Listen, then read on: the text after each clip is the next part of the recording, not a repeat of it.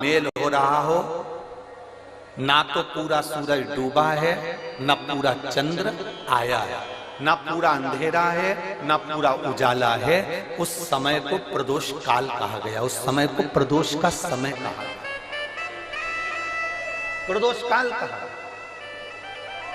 अब कई लोग हमसे कहते हैं गुरुजी आप हमको प्रदोष का समय बताया करो कि प्रदोष काल किसको कहते हैं, प्रदोष का समय किसको कहते हैं।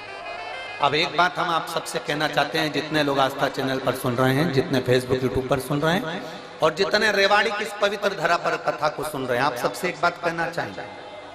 अगर हम समय देखकर बताएं आपको कि शाम को 6 बजे, 6:30 बजे, 6:30 पे लेकर 7:30 के बीच में ये समय है, या 5:30 से लेकर 6:30 तक का ये समय है, या हम तुमको बोल दें कि इतनी बजे ये समय प्रदोष काल का रहेगा या इतनी बजे ये समय रहेगा, तो देखिए कभी कभी ठंड का समय आता है तो दिन जल्दी ढल जाता है, कभी कभी गर्मी का समय रहता है तो दिन बहुत लेट ढलता है।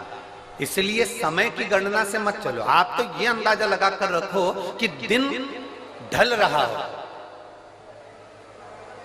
अंधेरा होना शुरू हो रहा हो, सूरज डूब रहा हो, चंद्र प्रकाशित हो रहा हो, अंधेरा अपना काम कर रहा है, सूरज ढलता जा रहा है, दिन कम होते चले जा रहा है और अंधेरा थोड़ा बढ़ते चले जा रहा है। इन दोनों का जो मिलन का समय हो, अब वो कितनी भी बजे, आप तो बस उसके मिलन का समय निकाल लो, वही समय प्रदोष काल कहलाता है, वही समय प्रदोष काल। अब कोई आपसे पूछे तो आपको उत्तर देना है। 12 ज्योतिर्लिंग में से एक ज्योतिर्लिंग है ओमकारेश्वर। कौन सा ज्योतिर्लिंग है? सब बोलो। ओमकारेश्वर। विंध्य नामक पर्वत पर वो ज्योतिर्लिंग विराजमान। एक बार देवऋषि नारद भ्रमण करते करते विंध्य पर्वत पर आ गए। अब नारद जी का तो काम तुमको सबको मालूम ही है ना, नारद जी का काम तो मालूम है ना सबको, क्या काम है उनका? दुनिया के लोग कहते हैं नारद जी का काम है चुगली करने का, पर शिव महापुराण की कथा कहती है नारद जी का काम चुगली करने का नहीं है।